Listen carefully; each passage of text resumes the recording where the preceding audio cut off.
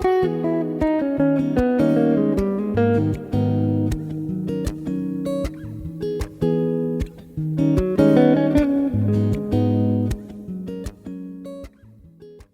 of you who don't know, I'm Airman First Class, Maylon Smart, and we are doing a Fireside chat series. And the purpose of that is to connect us not only with the community, but with our fellow bands community. And that includes people who are active duty and people who have retired and moved on. So I am very honored and very excited for our first Fireside chat to be interviewing Mrs. Felita Larock. Hey, hey. So tell us a little bit about yourself. Where you're from, how long were you in the Air Force, and kind of what your primary duty was. All right, so you had a little frozen screen there, but I think you were asking me a little bit about where I'm from, things like that. So yeah, I'm Felita Larock. A lot of people used to know me as Felita Rowe, and and then in the beginning of my career, I was known as Felita Scott. So as Felita Scott, I was born and raised in a little town called Newark, Ohio. And if you're from Newark, we just say Newark, Ohio. That's it's a little country. It's about 2 hours east of Dayton, Ohio. And I grew up with my brother Julius and my mother Mary and my stepfather George Heflin. And I went to Newark Senior High School. It still stands there. We had Newark Senior High School. We had Newark Catholic, and I think that was about all the high schools in my town that I can recall growing up. Real small. Probably don't even have 50,000 in our community as a whole. Let's see here. From there, I ended up graduating and actually going to my undergrad school, which was Central State University in Wilberforce, Ohio. And that was in 1986. Stop all the counting, everybody. Just stop. Yes, I'm a little older. And got my undergrad degree in vocal performance from Central State University. And I actually stayed about 1 year longer than I wanted to. But it was beneficial because I actually picked up on some educational courses there. So graduated in 91. And lo and behold, I was blessed enough to get a full fellowship to Tennessee Technological University in Cookeville, Tennessee. So that was very interesting. Yeah, and it was funny because I got this like mysterious phone call from my my vocal professor, and he was like, "Hey, I was looking at your transcripts. I didn't know you were kind of smart." I'm like, "Okay, I'm an average student. Yeah, right. Okay, just kicked me to the curb with that." And he was like, "But I've got some money. I got some free money for you if you want to continue your education." I said, sounds pretty good, because I wanted to be a Delta flight attendant at the time. So it was really in my best interest to have gone to school. That'll be a story for another time. Oh, yeah. And right. So I went to a Tennessee Tech, and it was a really interesting experience, I must say, in the South. And yes, and so even though it was free, it was a blessing to have that. I made a really hard decision and applied for the Ohio State University and transferred after a year to Ohio State University and almost finished my grad degree. And so far, you cool cats still in school, finish what you start. But my brain cells just kind of fried out on me. I was so close to finishing. And but lo and behold, I was blessed enough to pick up a teaching gig at St. Bernard's Catholic School in Springfield, Ohio. And I taught music education there, K through 8. for a full year before I thought, gosh, there were some interesting things going on in my personal life. You have relationships, you break up, you go, what am I going to do with my life? And it was the monastery or the military. So I chose the latter. Uh-huh. Yeah, and that's how I ended up coming into the United States Air Force in 1994. Yeah. Wow. Okay, so you came in 1994 and you hmm retired what year? 2014. So I did a 20-year stint. Okay. Amazing blessing. I realized that a lot of my coworkers, a lot of our military may not be able to get to that finish line. Some choose other options along their journey. Um, but I was very blessed and so grateful that I was able to cross that finish line in 2014. Amen. That's great. Amen. That's Yeah. great. So, as a vocalist and Yeah. in Air Force Band, I know you may sing a variety of different kinds of repertoire. What Mhm. ensembles were you in? Oh In the gosh, let's see if I can remember. In '94, when I came in, uh, it had a huge band. It was like 46 plus, oh, probably more at that time.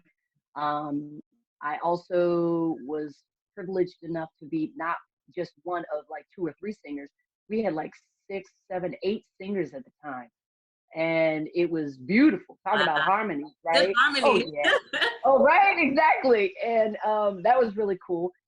So I initially was hired to be in a an R&B band. Um, I can't recall, like Flight One or something like that. And this was in '94. An Uh, R&B band. an R, That's yes, yes, interesting. yeah, yeah. So it was a kind of a pop R&B band, Hmm. and of course they had a country band, your concert bands, things like that. But when I was hired, that was the band I was supposed to be in. So once I got to the duty station after basic training, I remember in one of our stand-ups, that was the first time I was informed. I mean, like within weeks, that band was this band. It wasn't going to happen. And I think there was a piano player or someone at that time that had become ill and was unable to come back to active duty. Okay. So they looked at the whole organization under the band of flight and realized they had a lot of moving parts, a lot of bands. And so they just kind of shut that one down. And I was immediately in the concert band, Okay. which was really cool because we did a lot of um, uh, musicals like Beauty and the Beast. Uh, I don't want to say they did LeMay. Let me think. Let me think. Let me think. Oh, I remember Beauty and the Beast for sure. And we had a lot of singers and a lot of things going on. I thought it was Les Mis, but that was so far back in my mind. But concert band. I then was put into a country band. Get this, a country band called Systems Go. It was a country band. Hello, somebody better tell you the story. Singer at the time, Tammy, I can't recall her last name, Tammy Beiser, I think was her name. She was the lead vocalist when I entered in, and it was a country band. And I believe that the musical ensemble at that time performed music that was in her wheelhouse. And I'm sure they did pop songs and things like that, but they were pretty country. And when I got in there, it was very, I, I was trained classically to perform. So we're talking arias, right? Things that are, Yeah. I had a range, I was a first soprano in college. I'm a good old When I was in down there. right. When I was in grad school, I got the lead in Porgy and Bess. So right, so you have to have some type of vocal range in order to produce that type of stuff, Absolutely. right? So I get into Systems Go and we're learning a lot of songs. And the keyboard player at the time, Dave Hayworth, he was like, hey, maybe do you know any Stevie Wonder? I was like, I listen to Stevie Wonder, but Yeah. I don't think I sing Stevie Wonder music, you know? So that was really fascinating to me because he was like, let's take a chance and sing some other types of genres and see where your voice really fits. And that's when it started to open up a little bit more for me, music with pop, country, rhythm and blues, little funk, you know, all Yeah. that stuff. Yeah. Rock music, right? That was not in my house. So Systems Go, you know, kind of changed musically over time. And then we had our jazz ensemble, Night Flight. And Night Flight, once in a while, would go out on tours, and I would be one of their guest vocalists. So I was part of Night Flight. Also, we had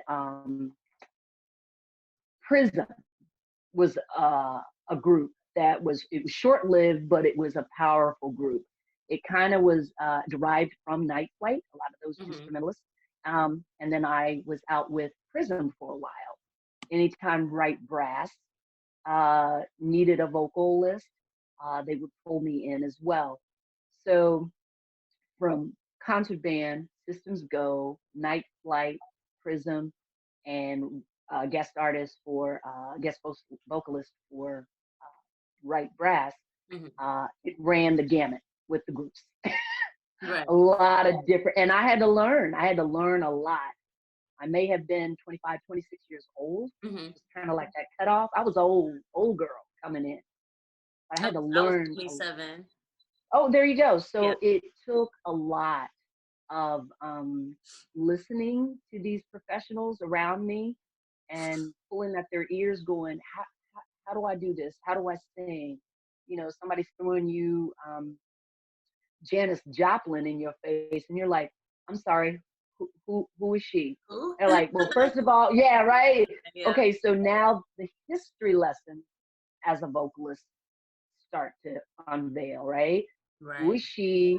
What kind of music does she do? Listen to her perform, watch her listen, know some lyrics, and turn it in to make it a part of you now. Hmm. And that was challenging. But 20 years of that, you know, you learn. It's an educational process your whole career in the military for the band. Yeah, Understood. Understood. yeah, So let's speak about that. Being in the band career field, a lot of times we come in and, like you said, you were classically trained. right. So you came in, you know how to sing. You know, Oh, um, I think I know how to sing. I think. you know how to sing. Um, Right, and right. in our career field, we see a lot of that because some people come in, you know, with their doctorate degrees. And like you said, you were older. So how is that experience coming in? You know, you're not an A1C that comes in who's 18 years old, who has to Mhm. get who can, I guess, work their way into the field of transitioning from childhood to adulthood as an airman. Um, you've already lived a life. You probably already got bills. Um, Woo! Tons. maybe dependents and things Mhm. like that, and then you have to kind of switch gears, and Right. it's a new lifestyle with the skills that you already have cultivated that you now bring in. um, Kind of speak on marrying that with being an airman, coming in and being older and having to Yeah. fall into that lifestyle. Oh, sure. Excellent question. Thank you for asking. Um, so when I auditioned in 94, early 94, um, I remember the day before I auditioned, I was at Wright State Nutter Center and I was listening and watching one of the greatest singers of all time, Whitney Houston.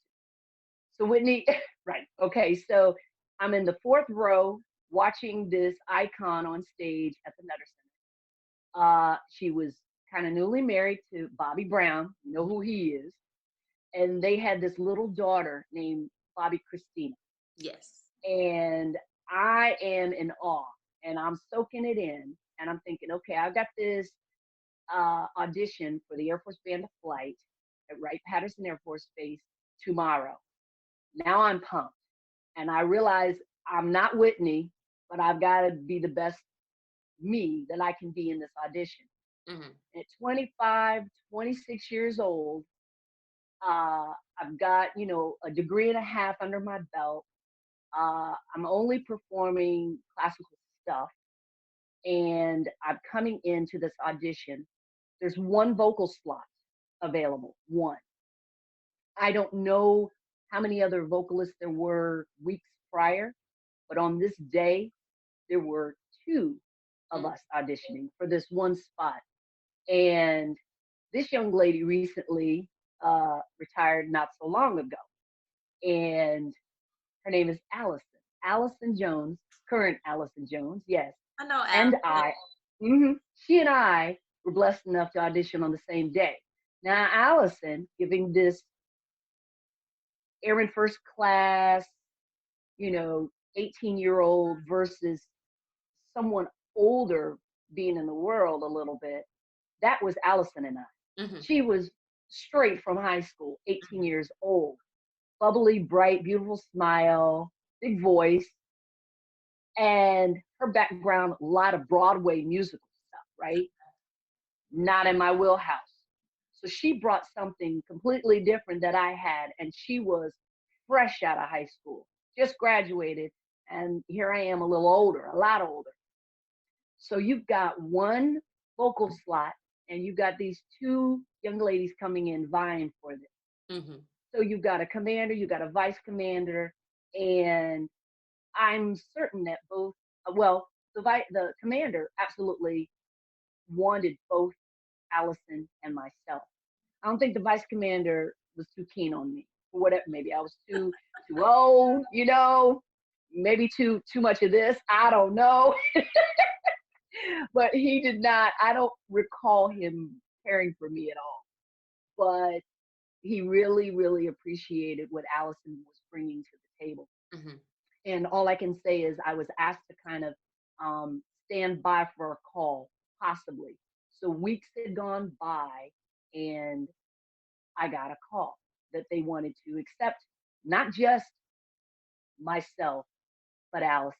We both, somehow or another, they were able to work it out and brought us both. So I learned a lot from her because she was extremely young, as in 18, just coming out. She's got a lot of experience in being in front of a camera, being in front of audiences, learning to dance and entertain. Oh, And yeah. I was the one that was just put an evening gown on, standing in front of a mic, and that's it. That's all I knew. Yeah. And I was around even in basic training. I was the oldest one. Mm. And it was scary because if I'm really being honest, and I only confessed this to my husband not so long ago, I said, so basic for me was not fun. Okay. I cried every day. My mother could tell you, she's writing. My baby is writing. And if every letter came, it was wet, very wet. Because I cried every day. And then when I got to week number 6, and that was that was back in the day, Mm-hmm. the letters got straighter because I was coming home. I was getting up out of here. I was graduating. But it was difficult because I had all of these, I was the dorm chief, and I had 18, No. 19, right? 18, 19, 20. I said, what? Why me? And they're like, because you're old. You're experienced. So you have to kind of be like the mama bear in this case. Yes. But I remember thinking, all I really know is that the Air Force is giving me an opportunity to have not a job, Okay. not even a career, a vocation. Mm. They're giving me this opportunity. And the aspect of being in the military, I don't think that really ever connected with me. But Wow. all I, Okay. yes, Okay. right? I'm being really candid. I don't believe that I had the connection of you are in the military. You are about to volunteer. Nobody's forcing you to give up your entire life, your identity Yeah. for an agency, an organization that's going to tell you how to walk, how to talk, where to go, when to wake up, what you can and can't do. They're going to feed you. They're going to take care of you. They're going to put you on a plane, a train, whatever mode of transportation. You're going to do what they not ask you to do. You're going to do what they tell you to do. How to wear your hair. How to wear, look, 'Cause you how to couldn't wear have your, your locks back then. You can now. oh, you look at this. Look at, okay, hello.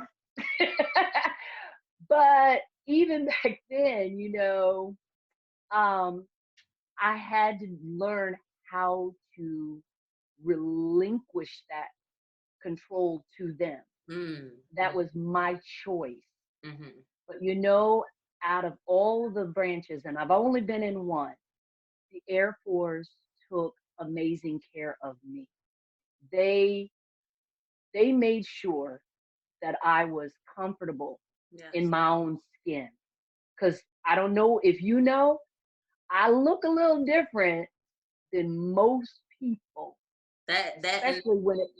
that Yeah, brings go a ahead, good go ahead. point. That brings a good point. So then I guess I would ask, as we'll say a double minority, because you're a Mm, mm, woman and you're a Black woman. Um, yeah, yeah, yeah, yeah.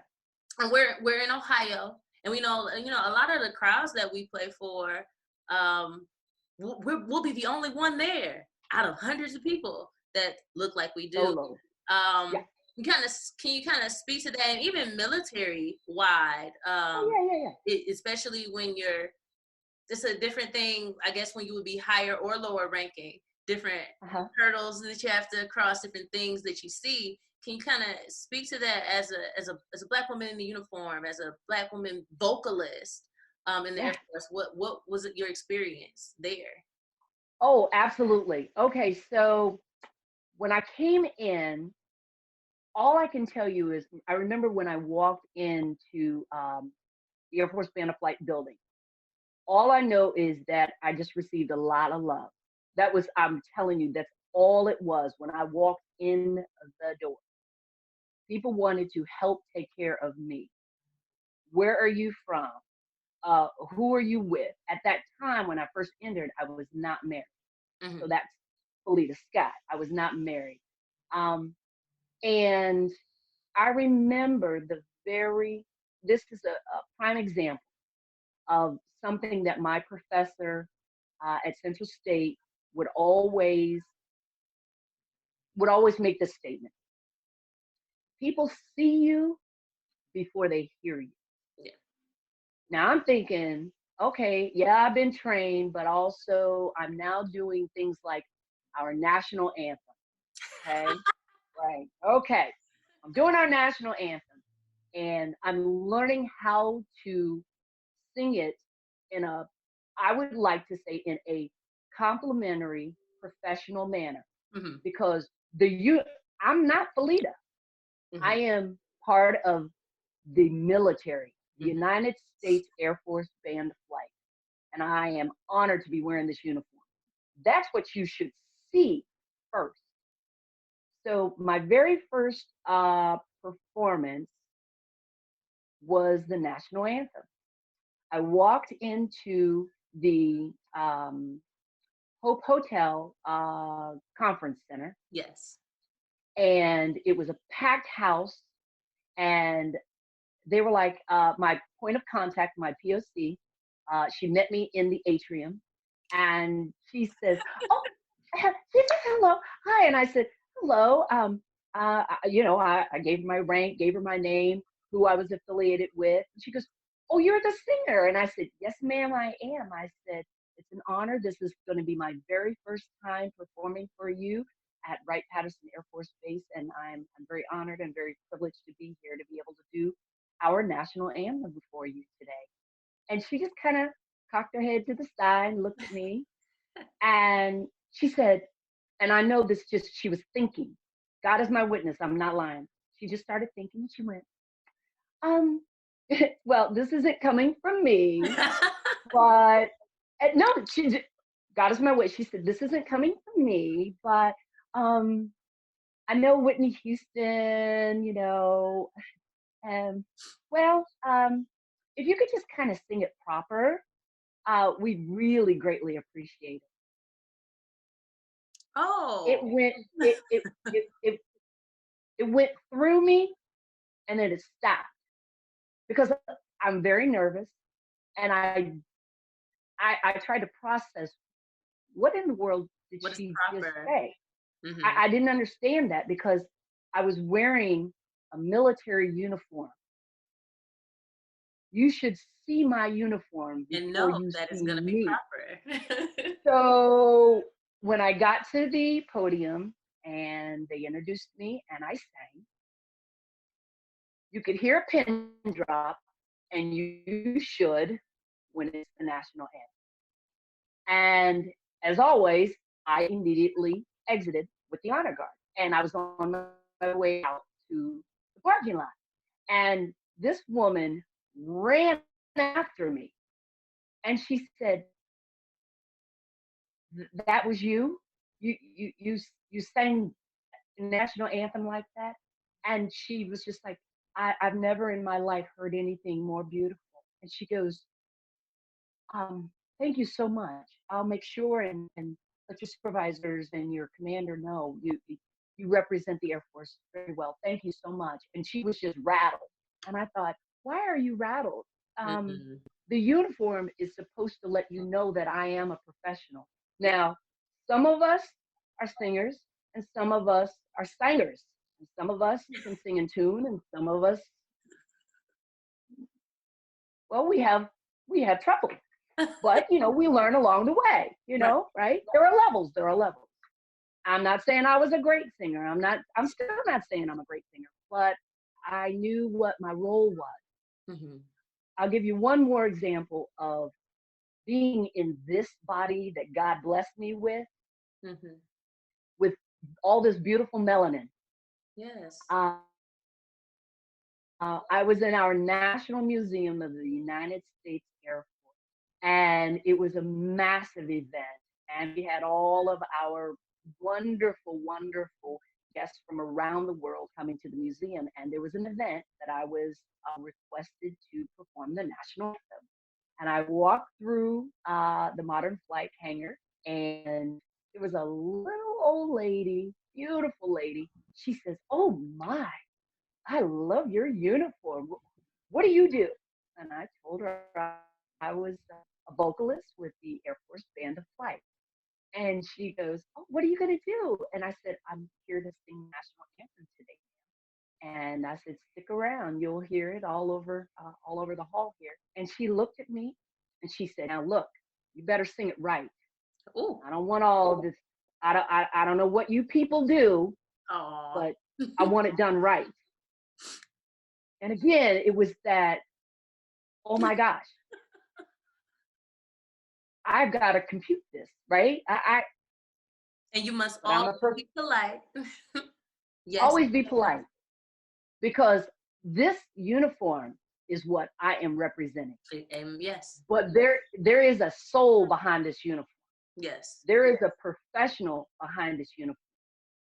And I realized that all of my coworkers would never, ever in their entire lives Understand. have the same question. Mm-hmm. And so I always had to combat that at every turn. Yes. And it was frustrating. But I got on that stage and I did exactly what the Air Force required me to do. And I did it with poise, dignity, and with true professionalism in my mind. And I executed it as best as I could. That's how they trained me. And I walked by that lovely lady, and she was crying. She was absolutely in tears. And I asked, "Are you okay, ma'am?" And she just shook her head and gave me the biggest hug. And I was like, my job is done here. That is what I do day in and day out. Yes. Seeing audiences that don't look like me, I don't want to say it's irrelevant because I would like for all of us to be in crowds and groups and audiences that look like everybody on the globe. Mm-hmm. But we have certain regions that Yes. we're in. And 9 times out of 10, I'm going to be the only one standing there looking just like me. Yes. And I have to be, and I'm going to always be very, very pleased.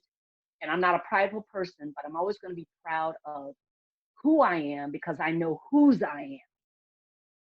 And for a lot of your listeners today, I know that I am a child of God. I am not perfect in any way, shape, or form. But when I said yes to the Air Force, I meant it, and I gave 100% of everything, the fiber of my being. I gave it to the Air Force, and I appreciate what they were able to do and to cultivate and help me to grow as a person, as a Black woman, an African American woman. Um, I grew as a mother. I grew as a wife. I grew as a friend. I grew as a coworker. They helped create all of this with the help of the Lord. Oh. That's how I see it. So, um, but I hope we can continue to be a little bit more expansive and bringing things in. I mean, it took a few years before I even saw my first, um, I would say, African American Black school. It was a few years in, Yeah. and that scared Maylon. That scared me to no end because I was like, how is this going to go down? You right? Because the music we were doing was, Like, how they're gonna receive it, right? how are they going to, right? But there again, you have to put on your best. You are here to entertain. You Yes. are on the front line, right? All of the musicians, the instrumentalists that surround us, it is a cohesive joint effort. It is a team. And I always used to tell everybody, you bring me down, we all go down. You got a bad attitude, we all got a bad attitude. I Mm-hmm. don't want to use the expression, I don't want to fake the funk, Right. but we all have to put out what people have come here to receive. Yes. Because we're the heart. We really are the heart of the Air Force. Yes. Um, but yeah, to answer your question, there Thank you go. you. That's a beautiful answer. I'm glad we got to go there. So let's lighten it up a little bit. I know you Yeah, probably yeah, yeah. all those years. I know you probably have tons of funny stories. What would you say, quick top of your head, was your funniest experience? It can be deployment, um, Mm, TDY, mm, mm. something that You you. really want me to go? You really want me to go there? Yeah. Okay, okay. Let's see. The funniest story I would have to say. All right. I can't believe I'm going to share it, but hey, why not? So my co-vocalist, Kelly Perry, and I, we were roommates, in the tents in the desert, last deployment. And uh, okay, here we go.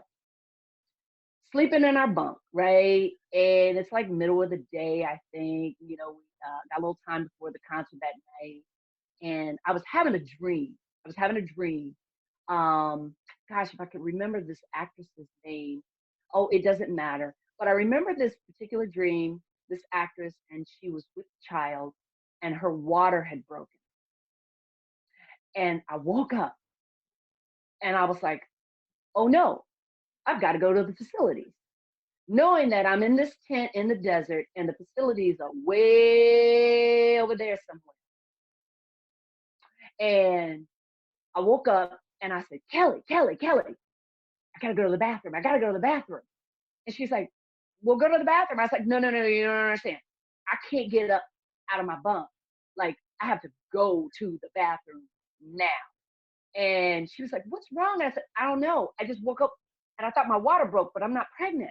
And she said, "What do you want me to do? Get a trash can?" And I said, "Yeah, get a trash can." So she runs out. She brings this massive trash can into there.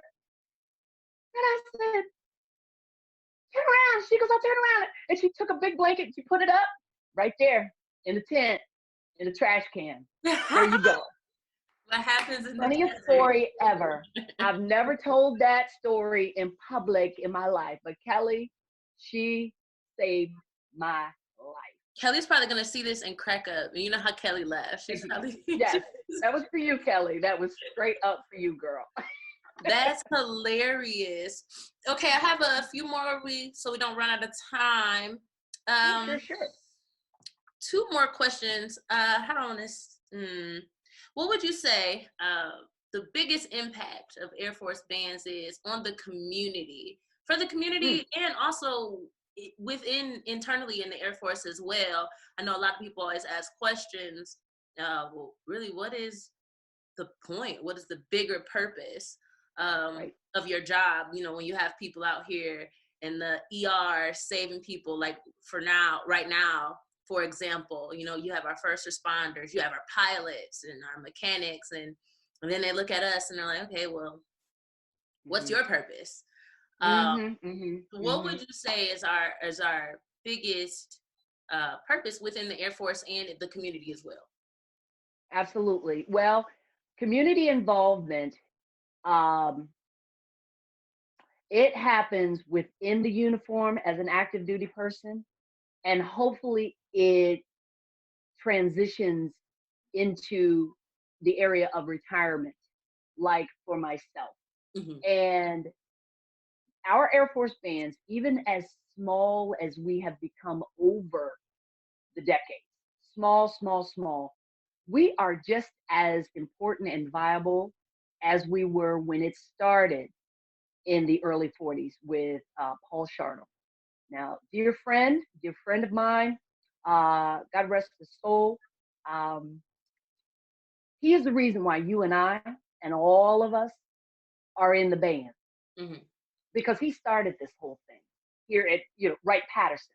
And it was because if there is a time for celebratory measures, you can put a CD in, you can put a little tape cassette, but to have a physical representation in that uniform, standing in front of a crowd of people or one individual, and to be able to produce and provide quality professional music with the education that many of us have, it does something.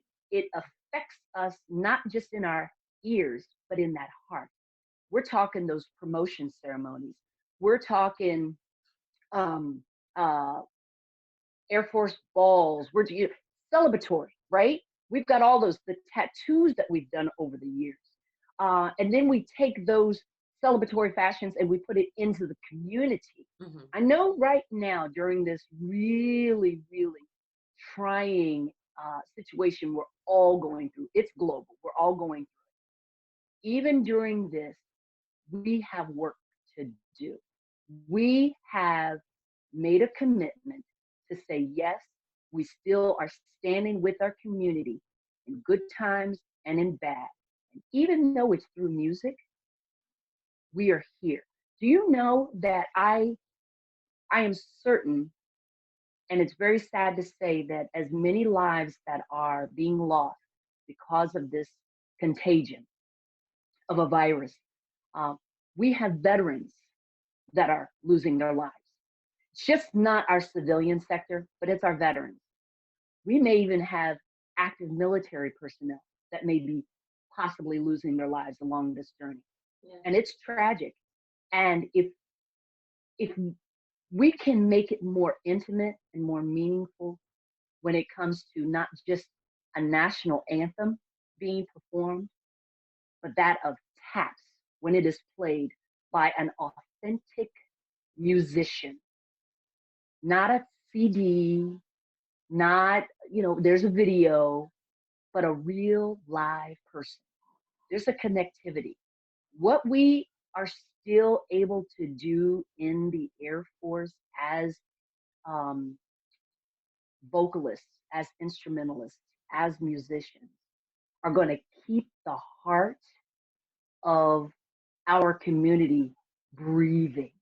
Yes. It's just like when we have our Dayton Philharmonic Orchestra or our Dayton Ballet or any of the other groups and ensembles, orchestras and bands that we have in our civilian community. I'm a part of a lot of that stuff. Community involvement, music, it's still relevant. Dayton Strong, when we had our the unfortunate tornadoes that took place in 2019, my husband and I came up with some crazy idea that we should really get together musically and help kind of relax the minds and ease the tension of stressful times. And that's how Dayton Strong was born. We ended up coming I didn't in. know you did you. I didn't know that. I didn't know that Yeah, my husband. that was you behind the main thing. That's crazy. That's awesome.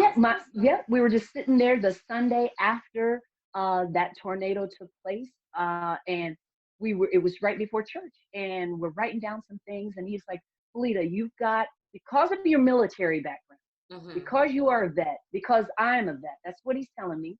He says, we've got to be able to do something for our community. How can we be involved? And we went to a dear friend of ours, former 88th Air Base wing commander, Colonel Cassie Barlow. And I got in touch with her and she said, let's talk. I wrote up this proposal. She looks and says, let me make a few phone calls. The next thing you know, we've got 5 metro parks, Riverscape coming through. They give us the venue. I'm reaching in and out. Next thing you know, between the donations in the community at that event, we raised almost $5,000 with on-site and online donations, which reached almost $1 million during that time. So we veterans helped with bringing music together for our community to ease their hearts, to ease their minds, to let them know you are going to make it. You can survive this. We're in this together. And here we are again in this together. In this together. This together. Wow. If I wasn't obsessed with you before as a mentor, I definitely am now. I didn't know that huge movement was actually birthed from you. That is you need a medal, girl. No. You know what? The medal will be for each and every individual that will be able to get through all of these tragedies from our tornadoes and all of their victims, everybody that has been displaced and still probably currently still displaced. I don't care your economic region. Everybody was impacted some way, shape, or form. And then we had the massacre that took place. Yes. It was constant, just hammering down on our emotion and our mental state. And now we've got this viral, infectious, situation around us. And now it's global. It's just not in the Miami Valley.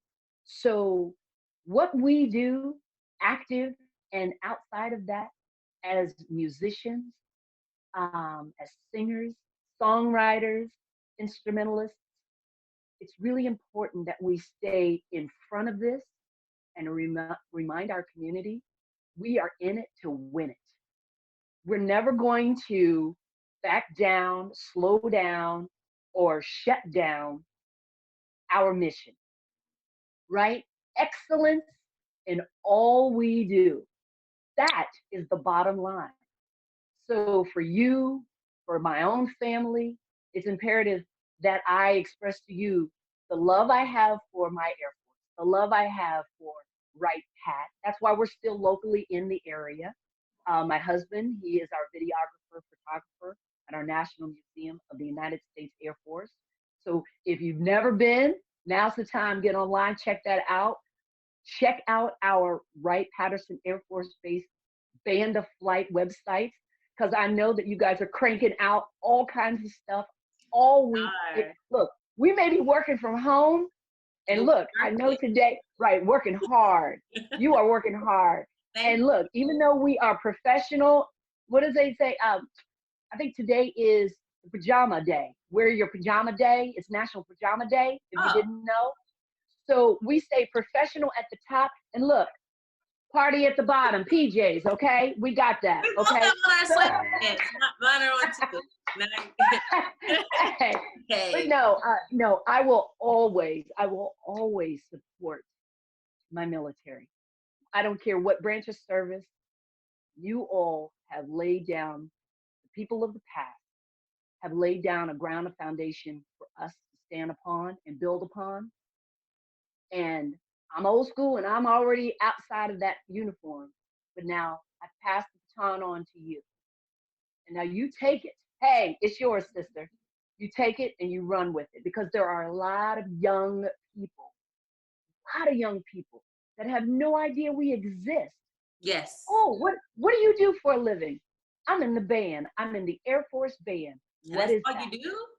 What? No, what is that? It's like, that doesn't even register. What is that? Yes, we provide music for our deployed airmen. Yes. We provide music that feels good in the heart, for our community. We travel thousands of miles to try to get to you in your neck of the woods, so that we're able to say we represent all of us. Togetherness, not divided, not separate. I don't care what you look like, what your economic background is like. None of it matters. Short, tall, a lot of hair, no hair at all. People need to know that they're loved. And here's a virtual hug for everybody going through the times today, because I think we need that. We do. You want a song too, girl? Are you gonna give me a song? Did I get a song? Okay. All right. Yeah. And look, I had to get go. Yeah. Okay. So here's a little something, and I had to get the words just to make sure. But I really want people to know that through it all, we can do anything. Okay. We are overcomers. We are. So here's my love to you. Smile, though your heart is aching. Smile, even though it's breaking. When there are clouds in the sky, you'll get by. If you smile with your fear and sorrow, smile, and maybe tomorrow you'll see that life is still worthwhile if you just smile. That's a short rendition, but that's what I want you to do, Maylon. I want you to smile through the pain, smile through the sadness, smile, because you know what? In about 2-3 seconds later, you can't help it. You'll have to smile. Thank you so much. It's been such a pleasure talking to you. But I love every time we have our conversations. Yes, ma'am. But I'm glad that I get to share one of them with the world, because you're always such a inspiration and you're always so uplifting. I'm proud to call you a mentor, and it's just an honor to do this. Thank you. You are welcome. Thank you, Maylon. God bless you in your future. Keep excelling every day in your life. Don't let anybody rain on your parade, because we are part of the United States Air Force, right? Yes, ma'am. Excellence in all we do. All right. Thanks for this opportunity. No problem. See you soon. See you soon. Bye for now.